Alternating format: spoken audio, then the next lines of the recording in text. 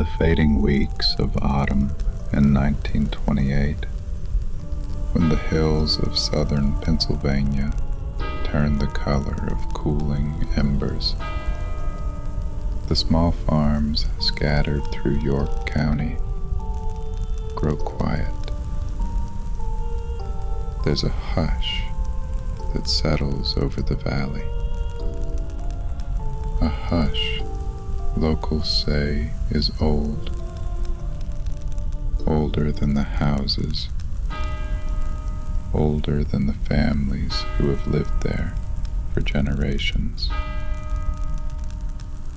It is the kind of silence that seems to listen. Near the center of that silence stood a weather-beaten farmhouse belonging to a solitary man named Nelson Rehmeyer. Tall, gentle, serene, in a way that made him seem a part of the land itself.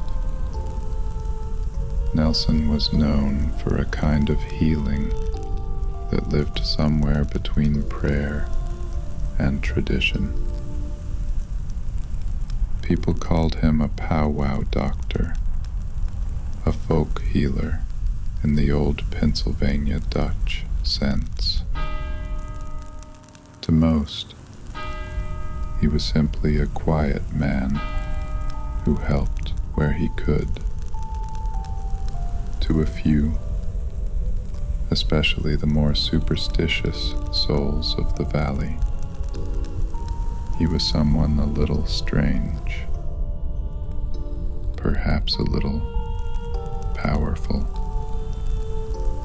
perhaps someone to be cautious around. In those days, superstition was as much a part of life as the changing seasons.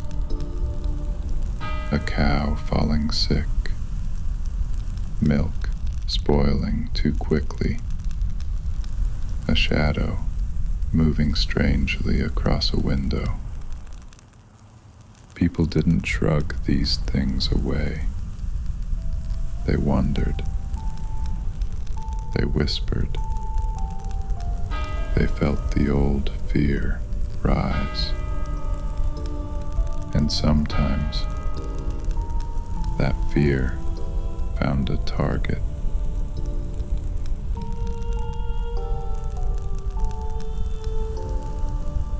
A few miles from Nelson's farmhouse lived John Blymire, a factory worker with anxious eyes and a mind shaped by the folklore of his childhood.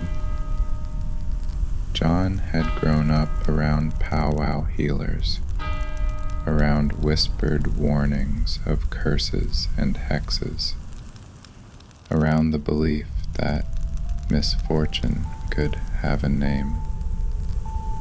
When a run of bad luck began to follow him, sickness, missing tools, sleepless nights, a feeling of heaviness he couldn't explain, John became convinced that he had been hexed.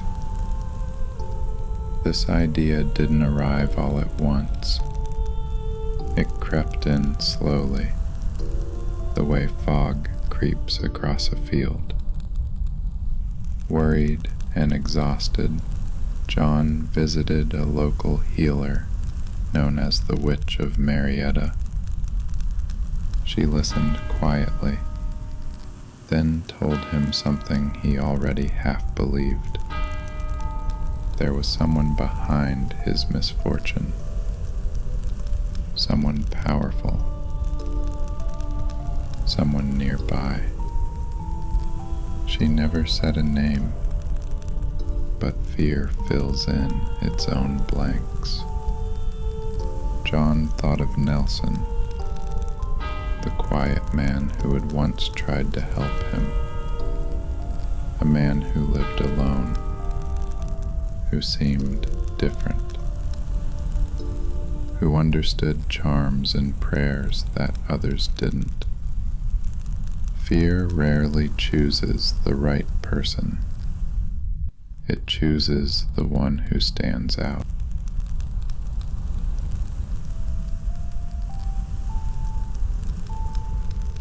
One cold November night in 1928, John set out for Nelson's farmhouse with two young men, Wilbert Hass and John Curry, barely 18, frightened by their own streak of bad luck, and convinced by John that a curse had touched them too. They carried with them a plan, born not from malice, but from desperation. They believed that if they took a part of Nelson's life, a lock of hair, a piece of clothing, a book he used, the hex would break.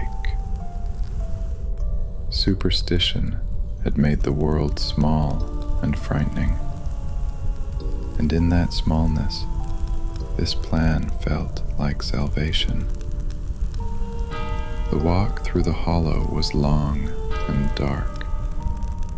Trees arched overhead like ribs.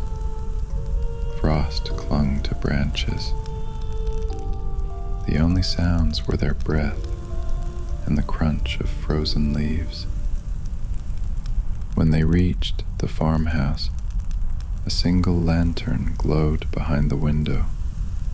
Nelson, surprised but unafraid, opened the door and let them inside. He offered them food. He spoke kindly. For a moment, their fear loosened, like a clenched hand slowly opening. But old beliefs sit deep. They do not leave quietly. When the boys asked for the objects they thought they needed, Nelson refused. Not angrily, simply bewildered. He didn't understand their fear. He didn't understand that they believed their lives depended on him. The air in the small kitchen tightened. Whispers turned sharp. Fear rose like smoke. And then, in a moment that none of them could undo, panic took over. Nelson Rehmeyer died that night in his own home. Not because he was a witch, not because he held any secret power, but because three frightened boys mistook a gentle man for the shape of their own fear.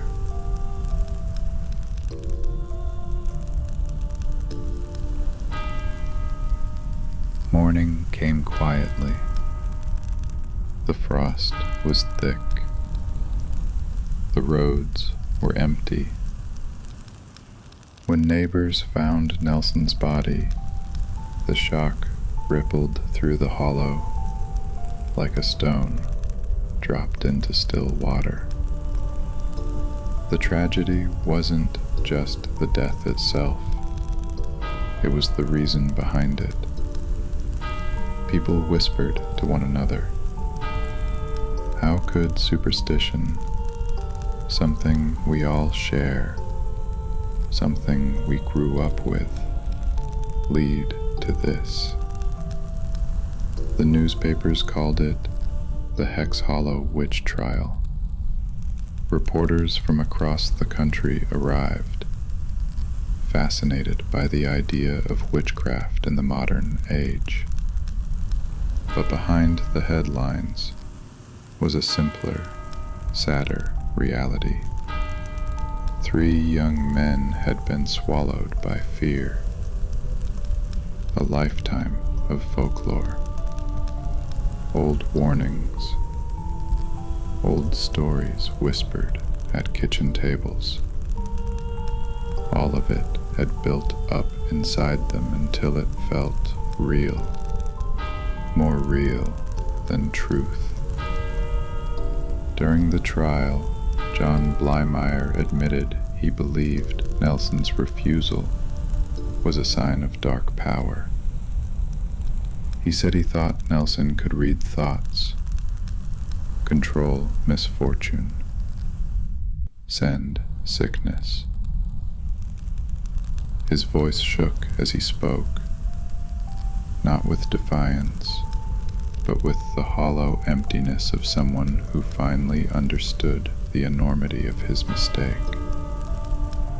The judge handed down sentences. The town tried to return to normal, but the quiet of the valley had changed. It had absorbed a grief it would never fully let go of.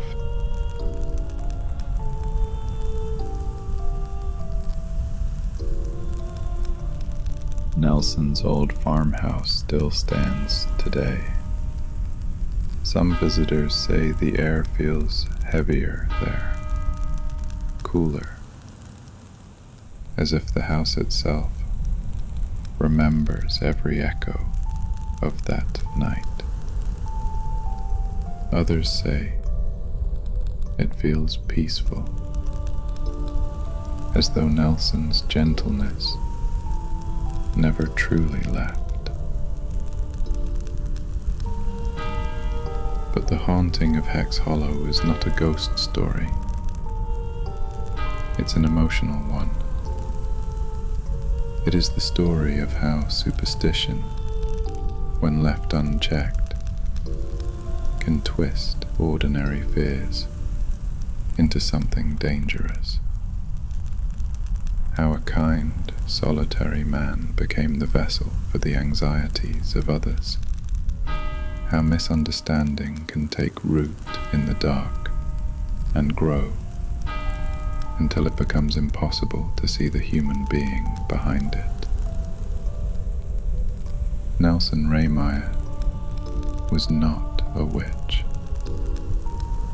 He was a healer, a neighbor, a quiet soul, living a quiet life. And the tragedy of Hex Hollow is not that magic existed, but that fear did, in the rustling of the trees, in the slow bend of the valley roads, in the cold light that touches the farmhouse on winter mornings. His memory still lingers, soft as breath, quiet as sorrow, and forever asking us to see one another clearly, before fear teaches us to see shadows instead.